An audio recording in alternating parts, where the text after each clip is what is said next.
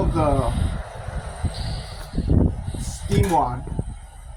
Okay, so we pull out the knob, and it's just a pull out. There's like a little clip in there, slip on, and I'm gonna pull up both sides.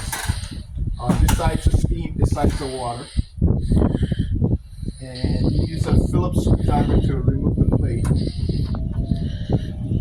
because we want to access the valve itself. Okay, there's two Phillips screws, number 2 Phillips screws, there's 2 of them, and this plate just there's 4 screws on the bottom. And if you can't get in with a regular screwdriver, you can use a stubby. There's two regular screws, number 2, they pull it out. There's 2 screws here, okay? So 2 screws on the side, 2 screws here, and you remove the plate. Okay, this is the steam valve, steam wand. This is the way you can tell it has a shaped wand with the steam tip. Okay,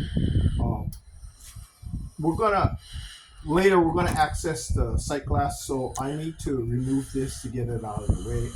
Though it's possible to get in there, it's just better if we just remove this. Okay, so there's a 17 size nut, but as you can see, it's a little goofy. It doesn't quite fit.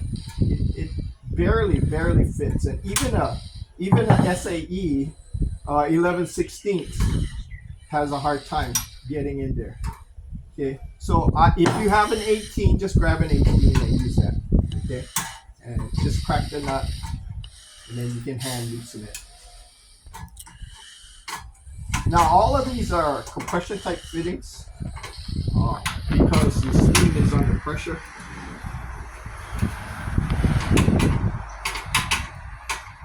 As I mentioned before, this machine has been overhauled twice. So, and it's been sitting for over 11 years in our garage. And as you can see, there's a compression ring, a compression nut. Okay, and then I'm going to use a Phillips. Which is a little hard.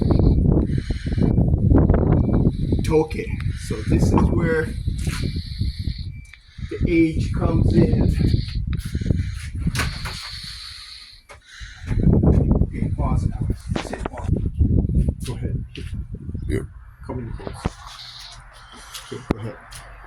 Okay, as you can see, it's a little tough. You can get an impact wrench with a Phillips head and tap it that way. I have spare nuts, so I'm not concerned about putting divots in this one. Okay, and this is a channel lock. Use a good quality channel lock, and you can turn it like that. Okay, so now we got them loose, and they'll come out. Same thing, number 2 Phillips. Okay, and you can take the valve, and like I said, it's a compression fitting, so you can take the valve and then just move it back and forth. I'm going to use, since I got this handy,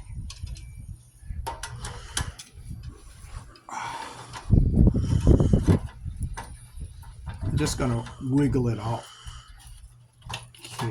Okay, I want you to note, see the pipe turning? Okay, that's not a good thing because I might damage the pipe. So I'm gonna try wiggling it by hand without twisting it. Okay. There it goes. It's loose now. Okay. So another way, I don't want to damage this pipe because as you can see, it's pretty crusted. So what I'm going to do is I'm just going to, since I can't pull it out this way, I'll just remove the 2 screws here. There's 2 screws. There's 4 screws. Let's see if these are stuck. So let's go ahead and That's why you want a good pair of channel locks. They have the sharper teeth on it. Okay. And get underneath without pinching my finger. Okay. Loosen that one. Loosen that one. Loosen that one. And then this is the group mount. Okay. So everything's all loose. Since these are stainless steel screws, they're fairly soft, so the pliers can get a hole. You know what? Since I'm loosening this, I must remove this too.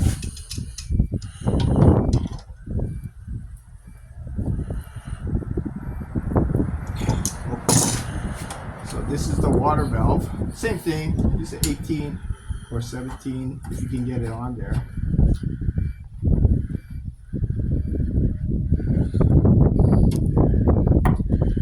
And you notice all the screws are the same size.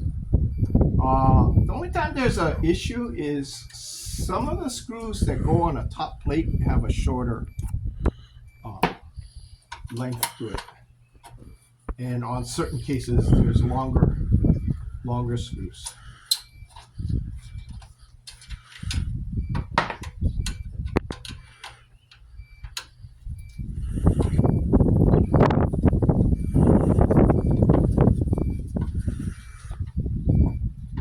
So if you find that you need to do this at a customer's location, obviously you don't want to do it while there's customers in the place,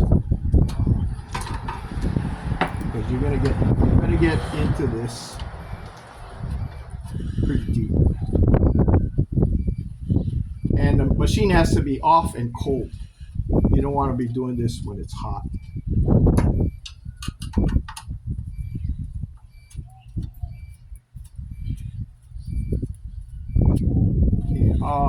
Sometimes, especially with rentals, we used to have a whole assembly. We just used to have this whole assembly instead of taking this apart and replacing a gasket or something like that. In a rental, we own the whole machine, so we'll just set this up, well, maybe without this part and just the valve itself, and then we can go in and just pull it out, drop this in, be back up in, say, maybe as long as 30 minutes. But I would say if you got everything ready, you could probably do it in 15, even with the machine hot. So the only issue would be letting all the steam out of the tank. That'd probably take the longest. Okay. So now that I got this out of the way, okay, and I have more access, okay. So we'll move on to accessing the sight glass and the anti-eddy valve.